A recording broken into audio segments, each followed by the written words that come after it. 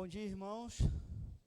Creio que já falei com a maioria, dos irmãos hoje. Bom nós estarmos na casa do Senhor, nesse dia bonito, como o pastor Claumir já confessou, com vontade de dormir, pastor? Uns com vontade de estar na praia, mas com vontade de agradar ao Senhor, E a vontade de agradar ao Senhor já o agrada. Então, participe do culto dessa manhã. Você pode falar com a pessoa que está próximo de você aí, dar um bom dia,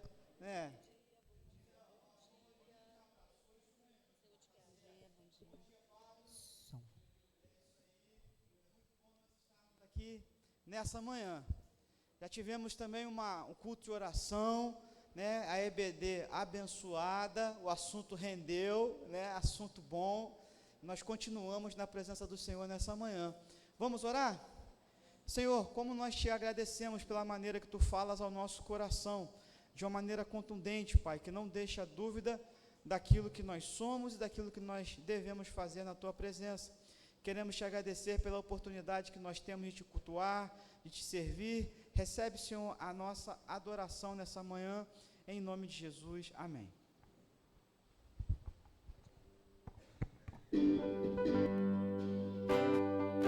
Vamos nos colocar de pé, irmãos?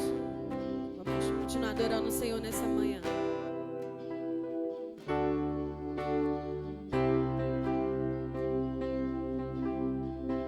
Eu te busco, te procuro, Deus. No silêncio tu estás. Eu te busco, toda hora espero em ti, revela-te a mim, conhecer-te eu quero mais, Senhor, te quero ouvir tua voz, Senhor, te quero mais.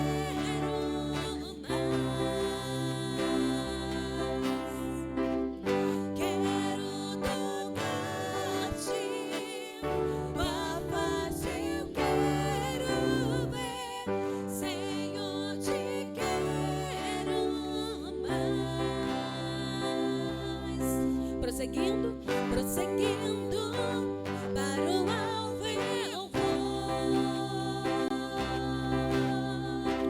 pra coroa conquistar.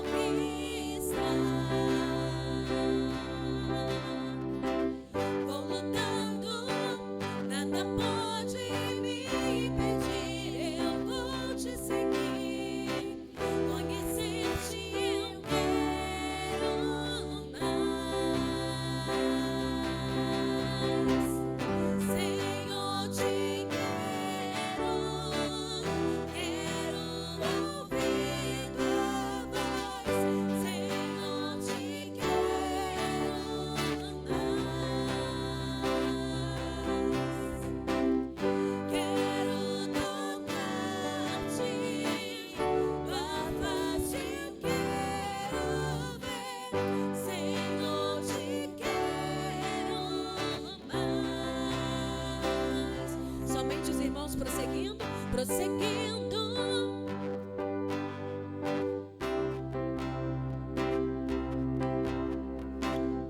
coroa conquistar. Vou lutando,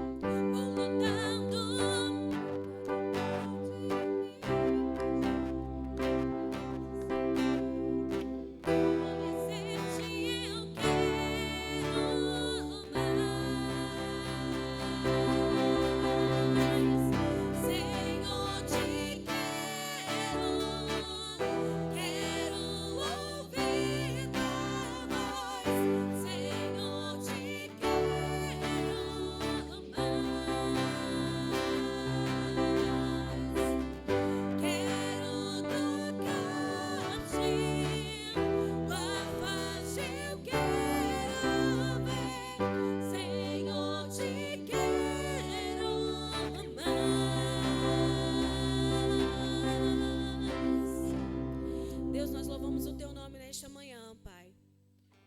pelo teu amor, pela tua bondade, pelo teu cuidado com cada um de nós. Obrigada, Jesus, pelas maravilhas e sinais que o Senhor faz em nosso meio. Obrigada, Jesus, por ser tão grandioso para nós. Aleluia. Grande é o Senhor e muito digno de louvor. Na cidade do nosso Deus, teu santo monte, a alegria de toda a terra.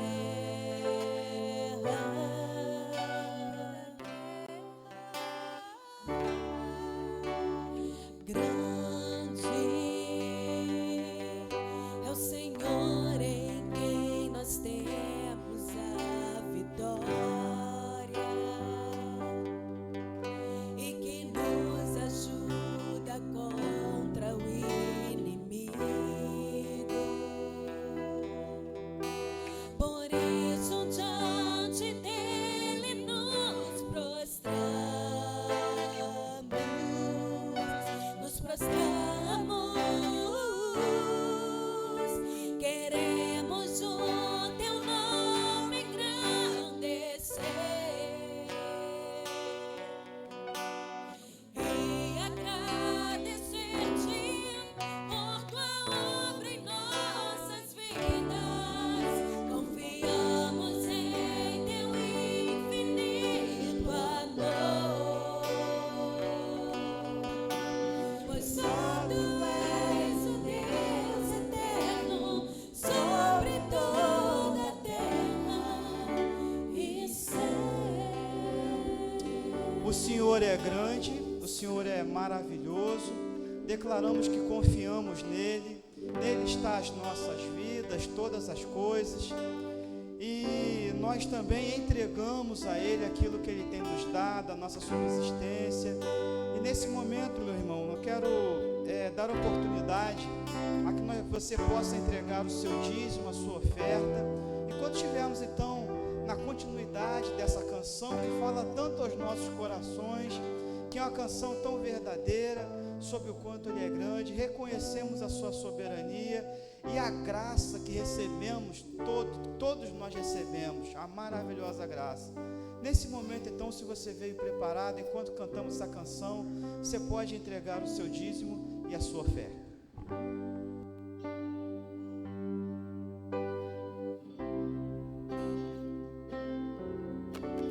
Grande é o Senhor e muito digno de louvor. Na cidade do nosso Deus, teu santo monte, a alegria de toda a terra.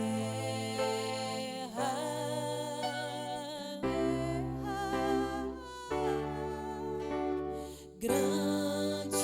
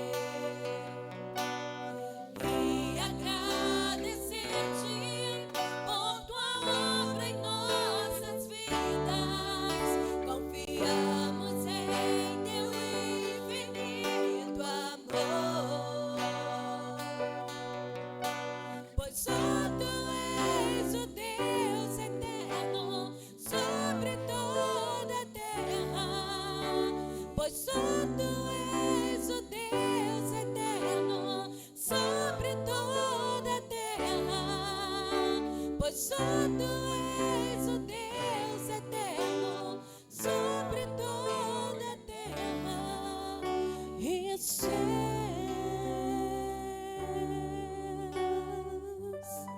Amém.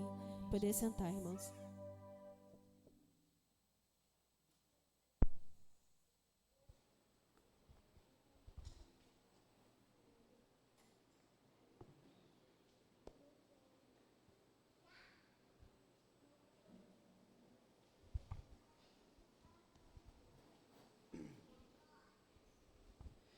Temos experimentado o amor de Deus,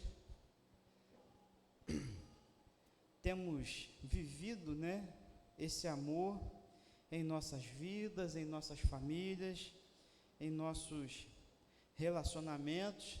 Já estudamos um pouquinho sobre o amor de Deus hoje e vamos continuar, falando algo sobre isso, uma continuação daquilo que nós já vivenciamos essa manhã. Alguns dos conceitos que foram falados e discutidos aqui nessa manhã vão retornar na mensagem dessa manhã. Quero convidar os irmãos a abrirem suas Bíblias em 1 João, capítulo 4, versículo 18.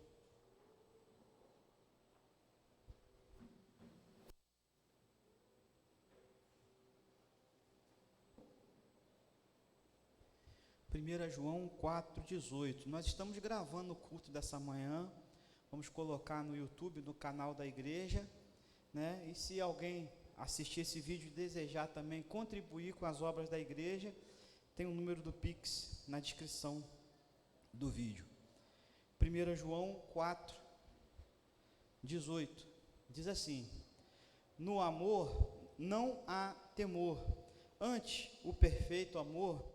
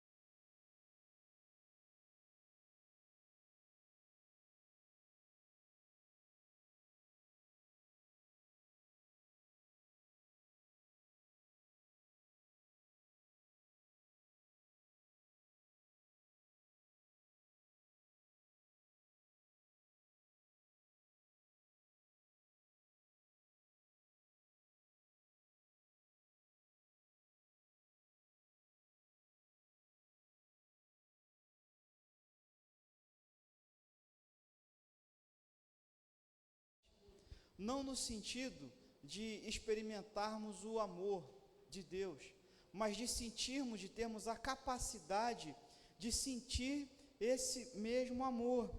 E isso parece difícil, uma frase muito usada, amar como Jesus amou, e Jesus é a expressão máxima do amor de Deus, expressa em João 3,16 principalmente, mas entendemos que o amor do próprio Cristo é tão grande, e ele teve que abrir mão de tanta coisa, e que pagou um preço tão caro, não só, estavam falando aqui na EBD, que o professor Delcio falou, que Jesus também passou por momentos difíceis, e é verdade, e a gente pode perceber isso na Bíblia, principalmente nos momentos ali antes da crucificação, mas eu creio que toda a existência de Cristo como ser humano, ou no período, nos anos que ele passou aqui na terra, foram difíceis para ele, porque ele sai de uma situação de divindade, e se diminui e opta por ser e por se tornar homem como nós. E nós temos essa dificuldade de amar como ele amou, nós temos o compromisso de seguir, né, até a estatura de Cristo. Olha só que dificuldade, que desafio nós temos. E talvez o que mais nos aproxime desse desafio de ser como Cristo. Outro dia nós falamos sobre o olhar de Jesus, o olhar de amor, o olhar de compaixão, o olhar de atenção, de tentar observar as pessoas com a ótica de Cristo e olhar como Ele olhou. Nós temos o desafio de amar como Ele amou. E se nós considerarmos a grandeza de Deus e a grandeza também do próprio Cristo e a perfeição também dele, nós teremos dificuldade, ou talvez pareça algo muito distante de nós. E eu penso que talvez a maneira mais próxima de sermos como Jesus é termos uma postura que ele também teve, que é a postura de servo. Porque nesse ponto nós podemos ser mais parecidos com ele. E talvez, se formos servos como ele foi servo, nós possamos entender como amar como ele amou, como nos relacionarmos como ele se relacionou, e como falar como ele falou, como tocar como ele tocou, como agir como ele agiu, como reagir como ele reagiu. Filipenses capítulo 2, versículos de 5 a 8, diz o seguinte: de sorte que haja em vós o mesmo sentimento que houve também em Cristo Jesus, que sendo em forma de Deus, não teve por usurpação ser igual a Deus, mas esvaziou-se a si mesmo, tomando a forma de servo e fazendo-se semelhante aos homens, e achando na forma de homem, humilhou-se a si mesmo, sendo obediente até a morte, e morte de cruz. Amém, irmãos?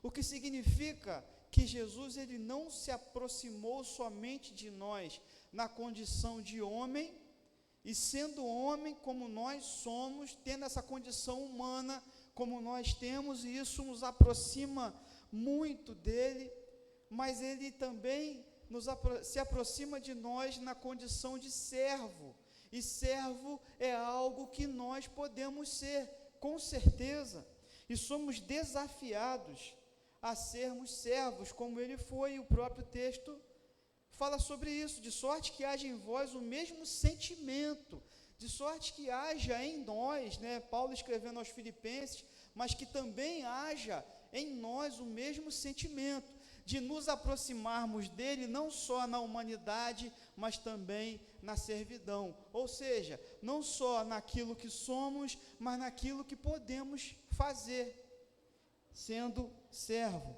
Devemos ser servos, então, como Jesus foi um servo. Mas como nós podemos ser servos se a nossa visão diante da atualidade do mundo está tão distorcida em relação a ser servo, a servir os outros, a servir o próprio Deus?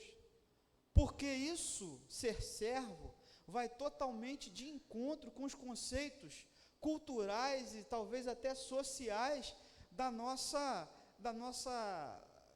sociedade, do local que nós vivemos, porque nós vivemos no tempo em que o eu é muito mais importante do que o nós, e nós sabemos disso, e vivenciamos isso, não querendo tirar o direito que cada pessoa tem, não querendo tirar os direitos que foram conquistados, mas nós vivemos num mundo totalmente antropocêntrico, ou seja, o homem no centro das atenções, e esses conceitos, né, de ser um mundo com um homem no centro das atenções, é um conceito geral, e que adentra a igreja,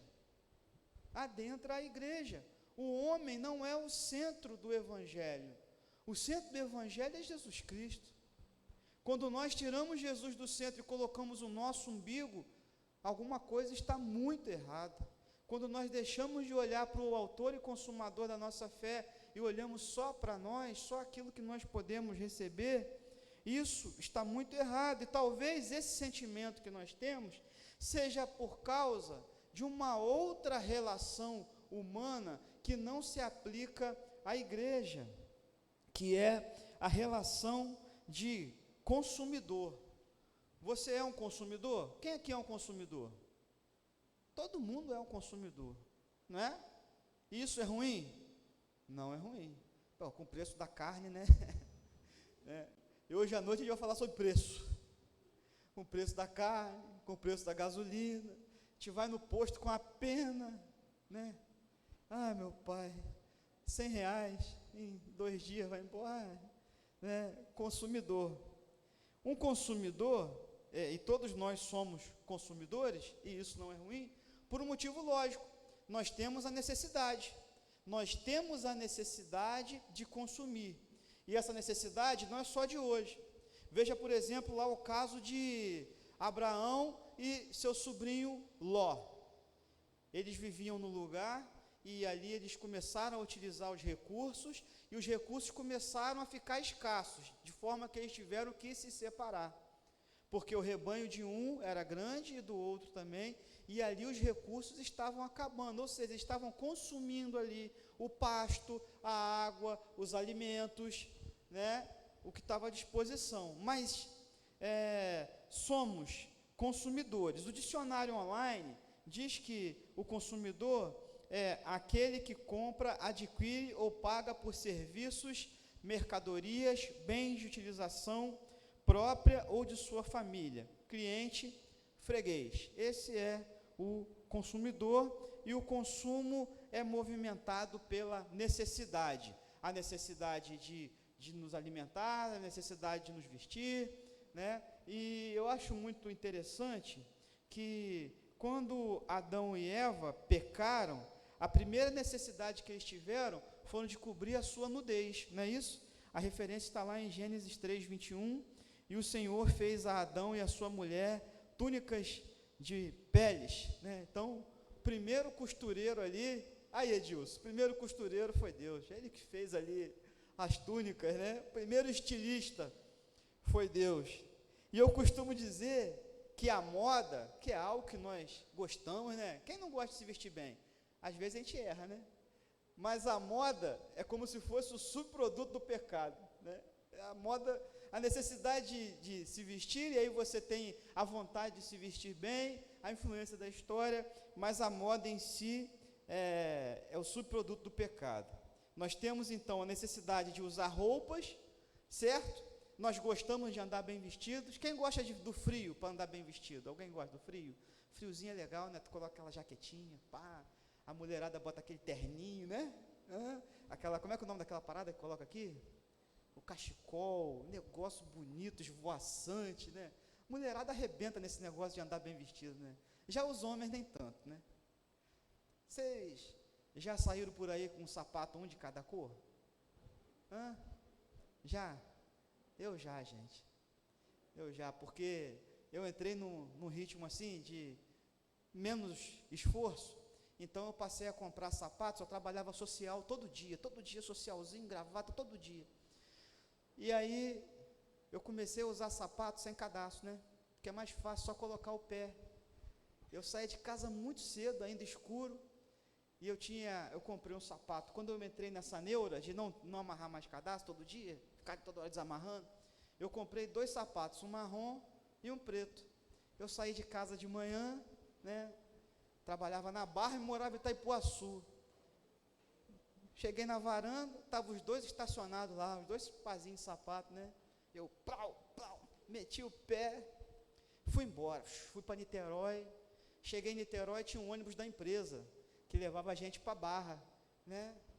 Quando eu saí do carro, sabe, os homens fazem muito isso daquele confere, crachá, carteira, né? Celular, chave e tal.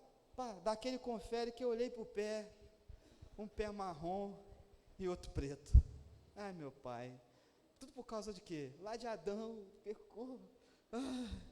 Né? Aí eu pensei assim, ninguém vai perceber, eu vou passar o dia tranquilo, ninguém vai perceber. Entrei no ônibus da empresa, fiquei sentadinho no banco, estilo um feto, né? Ali, encolhidinho, né? Com o pezinho para trás assim no banco. Mas teve uma hora que eu relaxei, falei, ninguém vai ver não, né? Aí, fiquei lá tranquilo no banco, o cara que estava do meu lado, já viu, aí já começaram a me chamar de sapatinho na empresa e coisa e tal, eu virei a atração da empresa, o pessoal no setor para ver meu pé, aí na hora do almoço eu tive que comprar um sapato, né? O homem às vezes erra, a mulher acerta, mas o homem erra, né? Principalmente quando você tem que combinar gravata. Aí chegava na empresa, tudo cheio de cor, todo, né, colorido, calça verde, camisa abóbora, gravata, sei lá, limão. Aí o chefe falava assim, tá escuro lá hoje? Tava? Faltou luz? Né, porque nem sempre a gente acerta, mas nós somos consumidores. Nós precisamos de roupas, precisamos de alimentos, e essa relação de consumo, ela é bacana. Por exemplo, você quer comprar um macarrão, beleza? Pô, estou com maior vontade de comer um macarrãozinho, né? Carne moída, baratinho, ali em cima, pá, aquele cheio de ketchup, esse negócio aí é bom, né? Eu vou comprar um macarrão. Você vai no supermercado, né, pastor Claumir? Naquele corredor das massas, não é isso? Aí tem talharim, tem espaguete, tem nhoque. Ô meu pai, Senhor seja louvado pelo nhoque, coisa boa, né? Tem nhoque, tem penne, tem um monte de coisa. Você vai lá, escolhe o que você quer, o molho que você quer, você escolhe marca, sabor, tamanho, jeito, molho, você escolhe tudo, leva para a tua casa, faz e satisfeito, né? Que beleza. E isso não é ruim, é chamada relação de consumo. Relação de consumo é aquela em que há um consumidor, um fornecedor, um produto ou um serviço que liga o consumidor ao produtor. Essa é a relação de consumo. E a relação de consumo ela é tão presente na nossa vida que existe um código de defesa do consumidor. Todo mundo já ouviu falar sobre isso, certo? Código de defesa do consumidor. E vocês sabem por que existe um código de defesa do consumidor? Sabem por quê? Para defender o direito do consumidor. Porque na relação de consumo, e eu quero que você grave isso aí, na relação de consumo, o consumidor, ele é sempre o mais fraco, ele é sempre considerado o mais fraco, ele é sempre considerado o mais vulnerável nessa relação de consumo. E até aqui tudo bem, legal, relação de consumo, somos consumidores, somos realmente o elo mais fraco, podemos ser enganados pelos fornecedores, podemos ser enganados pelos comerciantes, podemos ser enganados pelos rótulos, certo? De vez em quando tem algum escândalo em relação a isso. Isso tudo é bom, isso tudo é louvável. Philip Yancey, no seu livro A Bíblia que Jesus Lia, excelente livro também, ele diz o seguinte: em nosso mundo secularizado e industrializado, conseguimos passar uma semana inteira sem deparar com sequer um lembrete de que este mundo é de Deus. Uma semana inteira sem sequer um lembrete de que tudo pertence a Deus. Tudo, inclusive as relações. Nesse mundo secularizado, em que nos esquecemos de Deus, se não tivermos um relacionamento com Ele diariamente, nós vamos nos esquecer dEle, e às vezes você pode parar e sentir, poxa, eu estou com saudade de Deus, e eu vou começar a ler a Bíblia e a orar para que não sinta mais saudade dEle. Mas nesse mundo secularizado, nós temos confundido as nossas relações, porque nem todas as relações são relação de consumo. E isso tem sido um problema para nós, porque a relação de consumo ela é muito presente na nossa vida, em muitas coisas que nós fazemos. Por exemplo, a relação com o médico, a relação com a medicina, é uma relação de consumo? Embora envolva pagamento e tal, mas é uma relação de consumo com o médico? Não é uma relação de consumo. É uma relação de cuidado. Você está se entregando na mão do profissional. Aí você imagina, você vai no consultório médico, o médico fala para você, você está com a pressão alta, faz todos os exames, você fala, não, mas eu não quero. Você vai tomar esse remédio aqui, não, eu vou tomar o outro que eu gosto mais. Porque na relação de consumo, você tem o poder da escolha. A escolha está nas suas mãos. Mas na relação entre um médico e seu paciente, você não tem muita escolha. Você pode ir atrás de outra opinião, mas não é uma relação de consumo, embora envolva pagamento. Está dando para entender? Se você for para a escola, na escola, imagina, aí lembro lá do Chaves, né? Aritmética ou geometria? O que você quer estudar hoje? Não, eu quero geometria, porque eu não gosto de aritmética. Você tem essa opção? Não tem, porque o professor, ele tem lá o seu plano de aula, diário, que faz parte de um plano anual que você precisa desenvolver. Eu odeio física, fui reprovado por física. Eu tive escolha de não estudar física? Não tive, porque não é uma relação de consumo. E na família? Se nós trouxermos a relação de consumo para a nossa família, hein? Já pensou nisso? A mulher vai ser um produto e o marido vai ser o fornecedor. Olha, que coisa ruim, porque não é uma relação de consumo, é uma relação conjugal. Mas quando o homem olha para a mulher como se ela fosse o produto, ou como se ela só prestasse um serviço, ou quando a mulher olha para o marido como se ele fosse só um fornecedor, ou como se ele fosse só um prestador de serviço. Existe até um termo que se usa hoje, né?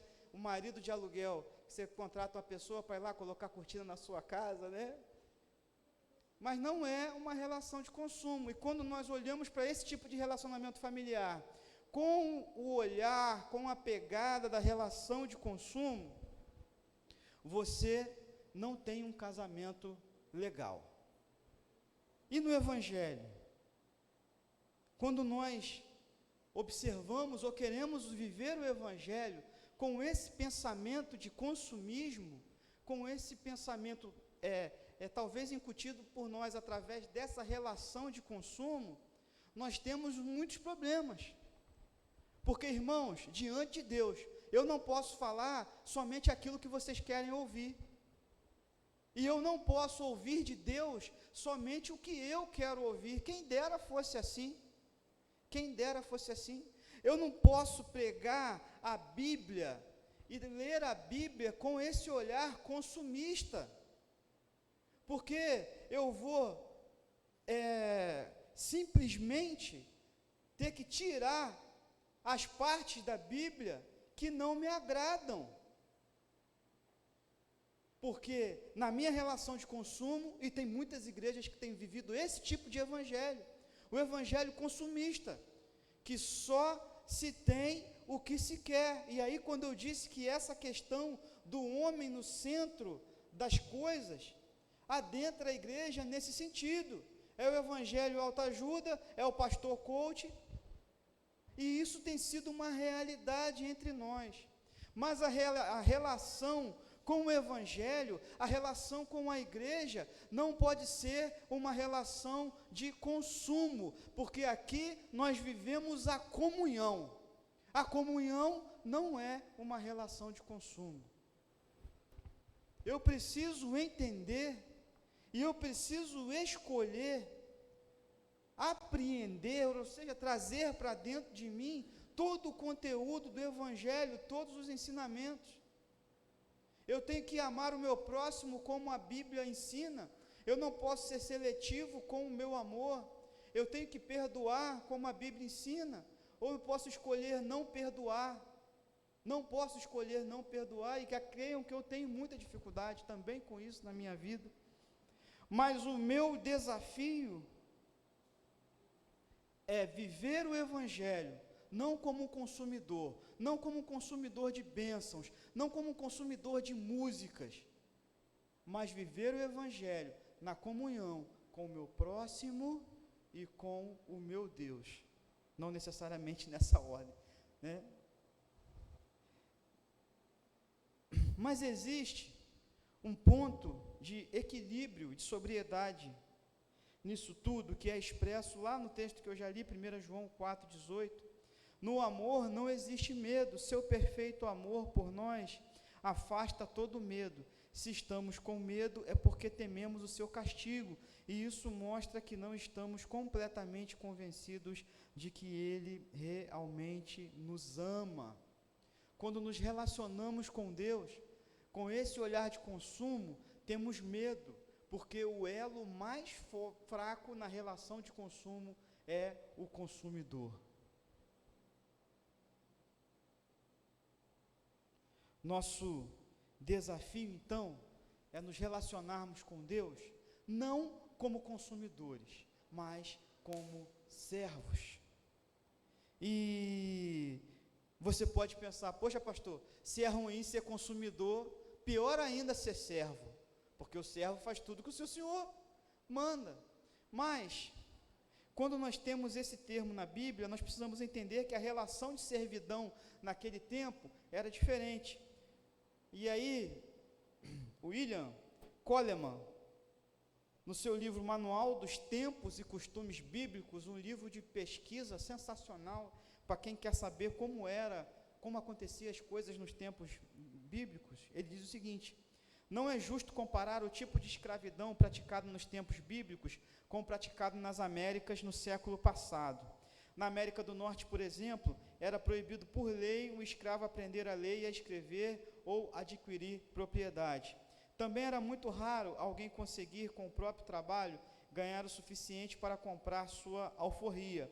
Já a lei judaica, diferentemente, oferecia muitas saídas para os escravos naquela época. Naquela época existia a escravidão voluntária, quando alguém se tornava tão pobre, tão desesperado, tão endividado, que ele se vendia como escravo para poder saldar as suas dívidas, e ele ficava como escravo, tinha que ser tratado como empregado comum até o chamado ano do jubileu, e aí nesse ano ele deveria ser liberto. A referência está em Levítico 25, 39. Ele podia ser liberto depois de 6 anos de trabalho, Êxodo 21. Se ele casasse durante o tempo que servia como escravo, né, a sua esposa também poderia permanecer com o seu senhor. Se a esposa fosse uma escrava do seu senhor e eles tivessem filhos, ao sair, ele não poderia levar nem esposa, nem filhos. Aquele que recebesse como escrava a filha de um hebreu, não poderia vender para estrangeiros. Se ela se casasse com o filho do seu senhor, não deveria mais ser chamada de escrava, deveria ser chamada de filho, de filha do senhor. Se um homem se casasse com uma escrava e não lhe desse alimento, roupas e afeto, ela poderia deixá-lo, tornando-se livre. Olha aí, quem diz que a Bíblia é machista, veja bem. Se um homem se casasse com uma escrava e não lhe desse alimento, roupas e afeto, ela poderia deixá-lo, tornando-se livre. O escravo poderia ser resgatado por seus parentes. Nenhum senhor poderia tratar com crueldade seus escravos hebreus. Quando um escravo era liberto, seu senhor tinha que dar-lhe alguma coisa para que pudesse recomeçar a vida. Enfim, a maior parte do conhecimento que temos sobre a escravidão ou a servidão naquele tempo é da própria Bíblia. Se um dono batesse no escravo e o cegasse, esse escravo poderia ser liberto. Se o escravo perdesse um dente, da mesma forma poderia ser livre. Então, quando o Senhor fala de servidão, de ser servo, não é ser um servo, ser um escravo nos moldes que nós conhecemos aqui, da crueldade que aconteceu nessa era moderna. Quando ele fala de ser servo, ele tem em mente esse conjunto de leis que levam a um relacionamento e não só a uma obediência cega. Mateus 20, 28 diz o seguinte: Bem, como o Filho do Homem não veio para ser servido, mas para servir e para dar a vida em resgate de muitos. Vale a pena ser servo do Senhor. Amém, irmãos? Vale a pena ser servo do Senhor. Porque Ele mesmo se fez servo e nós nos aproximamos dEle. Ele se fez servo para nos resgatar. Falei na quinta-feira sobre o movimento puritano, e tem um puritano chamado Perry Miller. Ele diz o seguinte: quando você tem uma aliança com Deus, já não tem uma divindade inafável, remota, inalcançável.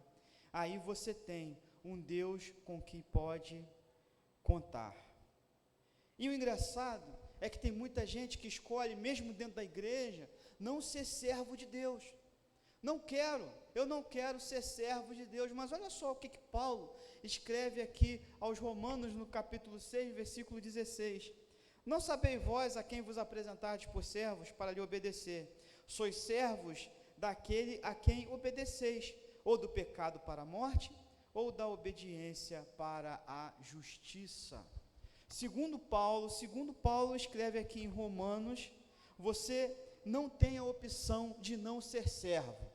Ou você vai ser servo do Senhor para a obediência, ou servo do pecado para a injustiça. Então, não ser servo é uma ilusão. Você só precisa escolher de quem você é servo. Ou, se você escolhe não ser servo e ser um consumidor, apenas um consumidor, você ainda está sendo servo do mal, da desobediência, do pecado.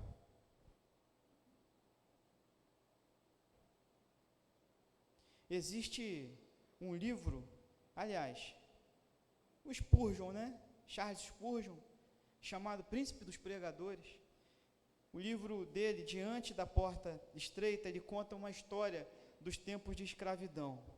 E ele diz o seguinte: nos antigos dias da escravidão, uma dama trouxe a sua escrava negra para um navio inglês. E a gente sabe que a Inglaterra, ela aboliu a escravatura 100 anos antes do Brasil e das Américas, de uma forma geral, Falamos sobre isso também na influência dos batistas, sobre isso, sobre a abolição. E aí, nesse tempo aí, na Inglaterra havia liberdade, nos outros lugares não. Então, uma dama trouxe a sua escrava negra ao navio inglês e, rindo, ela falou ao capitão: suponho que se eu e a tia Chloe fôssemos para a Inglaterra, ela seria liberta. Tia Chloe era a escrava. E o capitão respondeu: madame, ela está liberta agora. No momento que ela entrou no navio inglês, ela ficou livre. Quando a mulher negra soube disso, ela não deixou mais o navio. Não era a esperança da liberdade que a fez se segurar, mas o fato da liberdade. Queridos, somos servos, embarcados num navio chamado salvação. Somos servos, porém livres, porque a nossa liberdade está no Senhor. A nossa liberdade está em poder escolher. Que o Senhor nos abençoe nessa manhã. Jesus, respondendo, disse, João 8, 34 a 36, em verdade vos digo, que todo aquele que comete pecado é servo do pecado. Ora, o servo não fica para sempre em casa, o filho fica para sempre.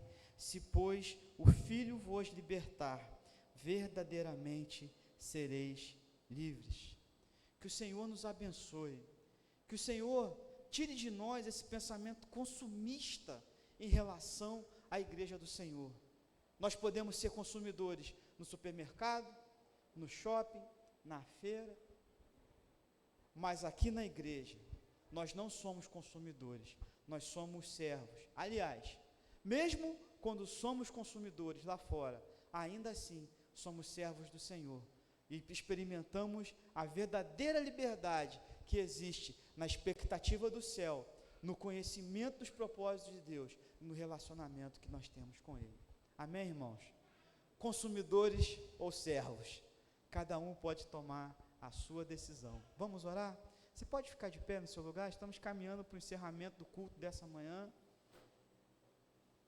Quero lembrar aos irmãos que no próximo domingo, na parte da manhã, teremos a ceia do Senhor. Então, vamos avisar nos grupos, trazer os parentes, né, para que nós tenhamos domingo de manhã um momento muito legal, como temos tido todos os dias. Que o Senhor te dê uma tarde abençoada, um almoço abençoado, que logo mais às 7h30 você escolha estar aqui para juntos vivermos algo que só acontece aqui, a comunhão em adoração ao Senhor. Vamos orar?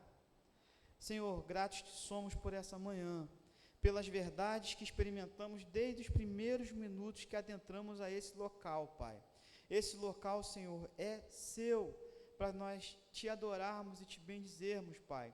Nós queremos entregar a vida de todos aqui presentes, Senhor, declarando nessa manhã que não queremos nos relacionar contigo como consumidores, mas como servos, servos que são livres pelo sacrifício que tu fizeste na cruz do Calvário, servos que querem ser servos, que querem te obedecer, que querem viver a comunhão, que querem viver a santificação. Senhor, dá-nos o verdadeiro sentido da servidão, dá-nos, Senhor, a capacidade de entendermos o relacionamento contigo e a cada dia caminharmos contigo de maneira mais saudável. Te agradecemos por tudo que o Senhor tem nos dado, em nome de Jesus, amém. Que o Senhor te abençoe, com oração silenciosa. Então, está encerrado o culto, não estarei à porta por causa do cuidado com a Covid. Que o Senhor nos abençoe, em nome de Jesus.